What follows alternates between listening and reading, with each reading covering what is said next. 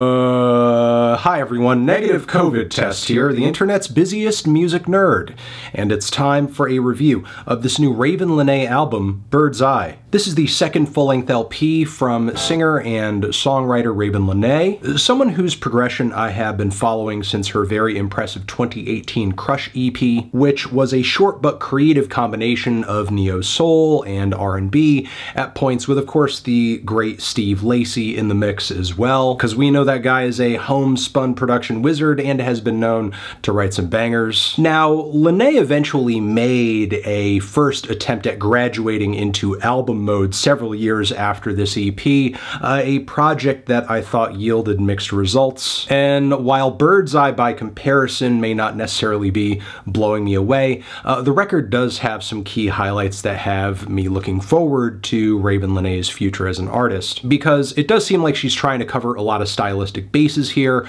really test the versatility waters, and experiment just to see what works. The opening track, Genius, for example, is a super dreamy piece of synth pop with some watery rhythm guitars, super crisp drums too, and while I wouldn't say it's one of my favorite songs on the record, it's nice to hear that Lenae's voice sounds just as good over this style as anything else she does. There's also Candy, which is a surprise, super synthy reggae cut that reminds me of throwback classics like Junior Murvin's Police and Thieves. And again, while I do think there are stronger songs deeper into the album, she sounds just as comfortable over this as she does anything else. When certain tracks on this record do stand out to me, it's mostly because we are getting bolder production and stronger choruses, like the song One Wish featuring Childish Gambino. I love the super soulful guitar loops on this track, as well as the warped vocal chops throughout the beat too. Really, some of the best production on the entire record lands on this track. I wish there were more songs on this record like it, especially with Lenae's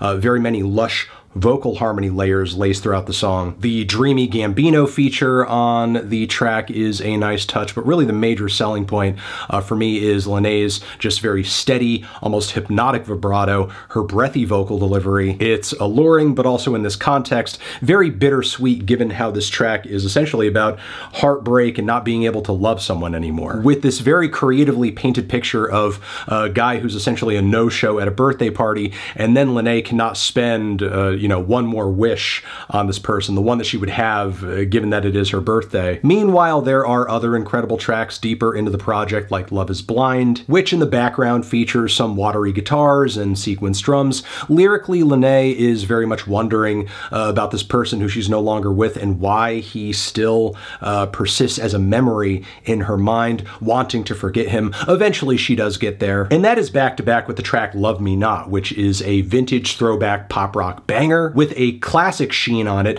There are elements of it musically that almost feel like old school girl group stuff. The ooh background vocals, the hand claps, and lyrically we get an interesting narrative about a love that is constantly going hot and cold. The track One of One does throw things for a loop in an interesting way, as it's kind of an experimental piece of R&B with super glitchy synth bits, some punchy beats too. Aesthetically, it kind of sticks out in the track list because it also features this absolutely fried guitar solo. Of course, it's Steve Lacy that's, kind of behind the boards on this one. And while on its own the beat doesn't sound like a lot, Lenae's vocals really do light it up as she sings about and describes a love that's kind of emotionally complicated.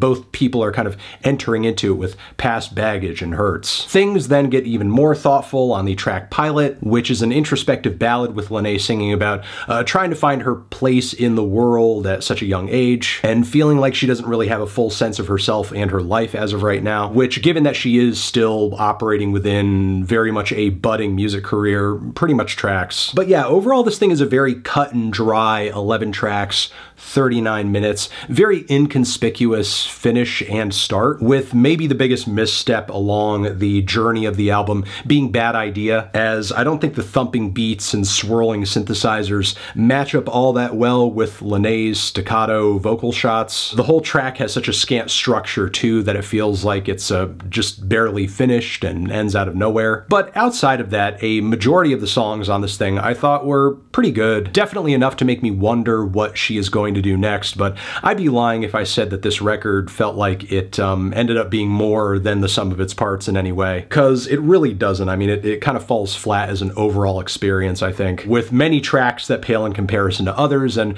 there's not really a whole lot of aesthetic or stylistic cohesion across the album either, which is why I'm feeling a strong 6 on this thing. Transition, have you given this record a listen? Did you love it? Did you hate it? What would you rate it? You're the best, you're the best. What should I review next? Hit the like if you like. Please subscribe and please don't cry. Hit the bell as well. Over here next to my head is another video you can check out. Hit that up or the link to subscribe to the channel. Anthony Fantano, Ravyn Lenae, forever.